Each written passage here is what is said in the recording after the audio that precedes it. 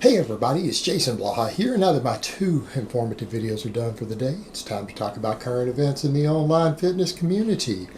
And I'm going to cover a topic that people started asking me about at least a week ago. I just haven't gotten around to it. I needed some time to go check it out and see what was going on, and that involves Christian Guzman.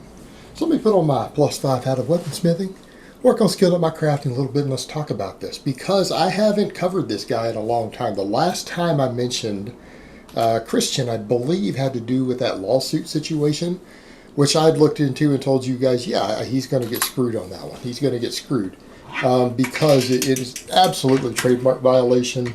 Doesn't mean it was intentional, and I'm not a lawyer, but you can look at the logos and everything with his product. For the same sort of product, yeah, the stuff was really, really similar. And it was blaringly obvious to me as a layman that was really similar. Now, and I said back then, you know, that doesn't necessarily mean he did it intentionally. And people need to understand that.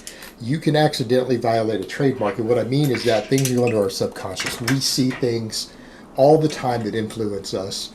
They get stored in our memory and our subconscious. And then we get an idea one day and think it's our original idea. And it sometimes is something that we've kind of transposed from other things that we've seen, right? We get inspired by things and don't remember the source of our inspiration. We think we saw it in a dream or whatever. It can be unintentional, but the fact of the matter is, you're going to go launch a product line. That's why you hire people to research and make sure you're not violating any trademarks ahead of time. And if you don't do that, you could find yourself in trouble. I haven't followed back up on that one. I went to check his channel out. He's made a couple of videos about it. I haven't had time to watch those. Maybe I should. That might be worth covering. Just haven't gotten around to that. I was more concerned with his gains. And I don't know, maybe that lawsuit's affected him in a lot of ways. There's a lot of different things that have been going on out there in the community. But people said, hey, he lost his gains. Is this a sign he could have been a fake natty? Because, yeah, he's lost gains. Definitely, when you look back 9-10 months ago, a year ago, the shirtless video he put up a week or two ago, he has gained body fat, obviously, but he's lost a lot of muscle. And that's not usually how it works. Usually guys who are real lean, because he dieted down real lean, he had more muscle back then.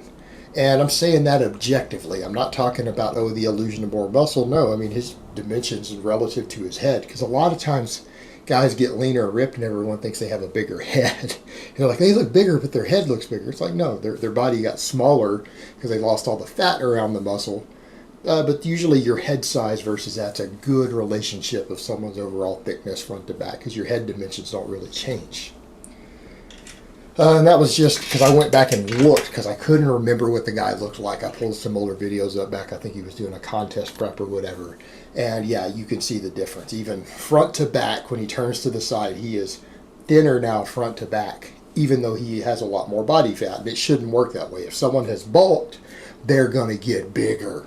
Because not only are you gaining muscle, but fat has space also. So your dimensions and measurements are going to go up. You're going to get thicker front to back, particularly when you gain body fat. You know, you're going to be thicker. Your chest to back wheel, your arms from the side, because you're holding more fat and more muscle. That's just a lot more size. He has definitely lost size. Lost size. So, what's going on there? Well, I mean, let's just call it like it is. And I'm not saying he was ever big. I'm not saying the guy was jacked. I'm not saying he had even the natural limit for his frame. But when you see someone who keeps all of their muscle, when they get really ripped, they have kind of that grainy look, that Photoshop look, which he did, that tends to be indicative of anabolic use. Okay, that's just the way it is. That's not making a judgment call. That's not making a moral call on a person. That's just indicative. You can look at people when they're really lean and realize there are certain substances usually involved that give a certain look. And there have been tons of people who talked about that. A lot, hell, even Jerry Ward's talked about that in detail, of that photoshopped three-dimensional look. When people get really lean, if they're totally natural, they tend to look really stringy. They don't look full and they don't look grainy. They don't get that grainy look. That photoshopped grainy look like what you see with the black and white photos, and they do them a certain way and put it through a certain filter. When people look like that moving on a camera, they're moving and there's obviously not a filter there. That's drugs, guys. That's drugs. Now, here's the kicker. I don't know a lot about his training. I've gone and watched just a little bit of the training to get the idea of what he does. He does a lot of fluff and pump. A lot of fluff and pump, a lot of machines, a lot of cables, a lot of isolation stuff, a lot of high reps. Now, what I want to go out on a limb and say here, I brought this up before and people said, are you saying that high reps don't build muscle? No, I've never said that. I have never said high reps or isolation work do not build muscle. What I've said on this before, I've done videos talking to guys out there who have been using gear and they want to come off, but they're scared of losing their gains. Well, that's a real fear. That is a very real fear, and that's a very realistic fear that you're going to lose your gains. Because unless you are very, very smart about it, you probably will lose your gains. And when I say lose the gains, people say, oh, you're going to shrink down to your natty potential. No. I'm saying I've seen guys go on gear who barely reached their natty potential on drugs who come off and lose 20 pounds of muscle. It happens. And in my experience observing over the years, the biggest single factor outside of obviously nutrition, protein intake, getting your hormone levels restabilized again, because what ends up happening, you have a large catabolic response. Cortisol and all these other substances go up. You have a very large rebound when people come off of these drugs. You have a very catabolic ratio in your anabolic to catabolic hormones in your body. You tend to shrink really fast if you're not careful. And in my experience, I've observed people come off cycles or prolonged use many times in my life. Guys, I've been around gear for almost 2 decades. It's just the life experiences I've had. I'm old. I'm in my 40s now. Well, that's not old. I don't plan on getting old till I'm in my 60s. Until then, I'm going to be repping 500 on the deadlift. But in my experience, mechanical tension seems to be the single most important factor there. I'm not saying it is for hypertrophy when no drugs are involved or when drugs are in the system. We know training volume and workload are the biggest drivers. What I have found observing, the amount of weight you keep on the bar determines how much of your drug gains you keep when you come off. In other words, people who train really high volume with light weight and a lot of isolation movements, in my experience, shrink the fastest. Those guys lose their gains that they made when they were on stuff really fast. It's like watching a balloon deflate. You can almost watch them get smaller by the day. The opposite of Rich Piana's bigger by the day. You can watch these guys get smaller by the day. I've watched it happen to people I knew personally.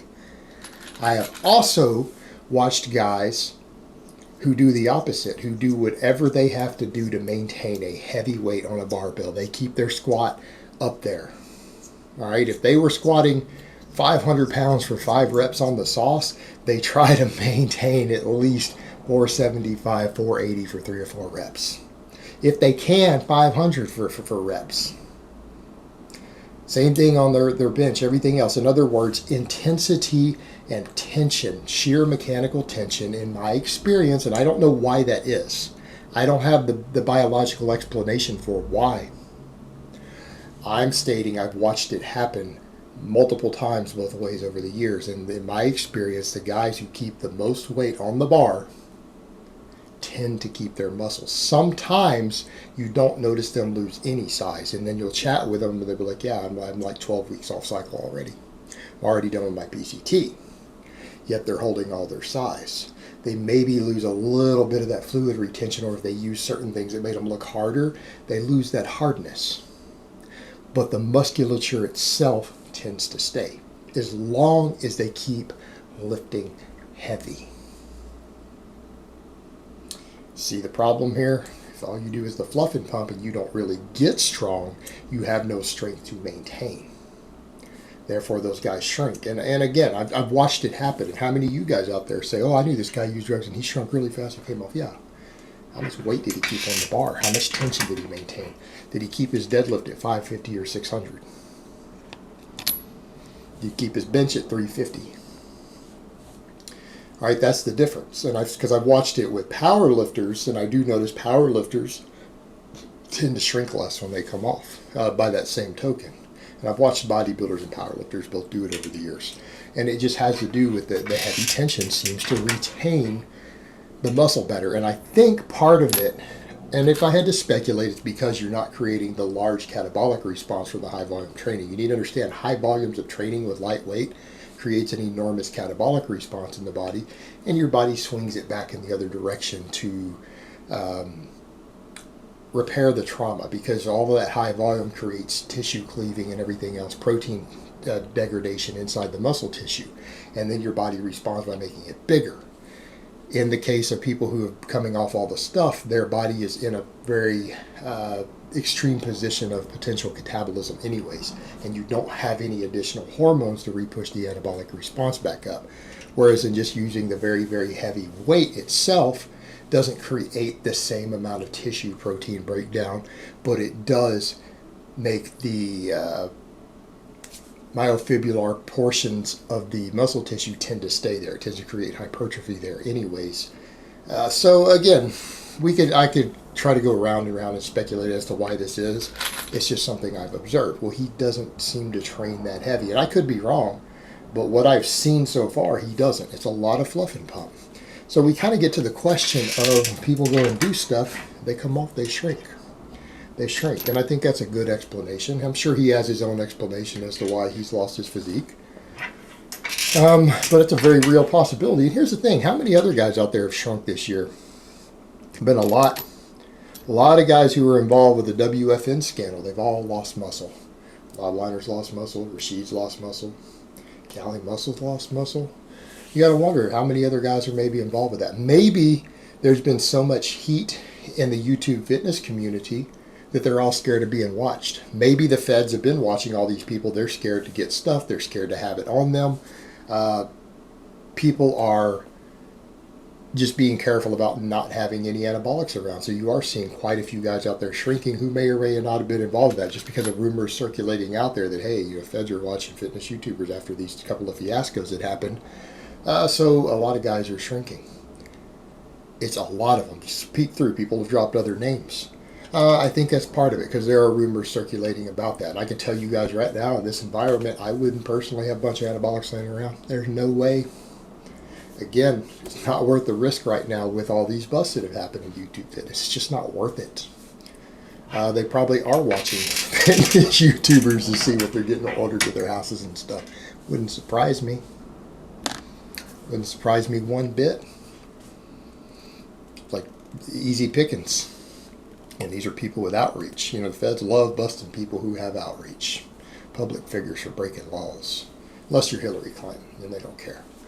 But that's a real possibility. But what it comes down to ultimately is that, yeah, this guy didn't carry tremendous amounts of muscle. He carried a reasonable amount of muscle. And that's why a lot of people have said, well, he could be natty. The amount of size he has is obtainable natural. And I'm not going to argue with that. It is. It actually is. The amount of muscle that he has and had in the past at his peak is easily believable to be natural. That can be done. In fact, I don't even think that's particularly difficult. The situation is the fact that he would get really, really lean. He would get ripped while maintaining muscle fullness, having that dry look, that polished Photoshop look, as I've heard it described, if you've heard Junkie Ward and other people call it. That is kind of where you look at it and go, okay, especially when you have someone who doesn't really know a lot about training. He trains total bro, trains the way guys who use tons of anabolics train. A lot of fluff and pump, a lot of volume, not really real meaningful progression, not well-written structured program. So, again, it's easily believable, particularly the way that he looked and maintained size and had a certain look when he would get really ripped. It's just totally, actually, I'm not going to say believable. It looks probable. That's highly suspect for use of stuff. And then to make the reverse transformation he's made, particularly as someone who, I think he's a gym owner. Doesn't he own a gym? So he's all in fitness. He's got a really big fitness YouTube channel. Documents his lifestyle for his channel all the time. I mean, massive vlogs. So in theory, he should be living the fitness lifestyle. There's no reason for him to just lose his gains. Unless he came off stuff. Now, I'm not saying that's the only possibility. Not saying that's the only possibility, but if you were to ask me, that would be my first guess. That would be my first guess. I don't know. He could have had an accident or an injury or something. He could have lost motivation. Maybe he's so upset about his breakup with Nick. What was that girl's name? Nikki Blackletter. Combined with his lawsuit and then all his world traveling and partying, that maybe he just forgot to work out. I don't know. It's possible.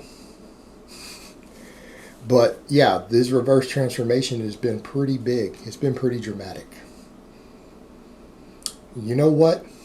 That's just my take on it. I'm not saying that's a fact. Not saying there aren't other possibilities. But if I were a betting man, if I were a gambling man, that's where I'd put my money. Just is what it is. I'm not hating. I'm just telling you how I see it. I don't particularly dislike the guy. I don't have any issue with him. Just calling it like I see it. All right, guys. But that's really all I have to say on that today. I hope it's been informative, and I will talk to you guys next time.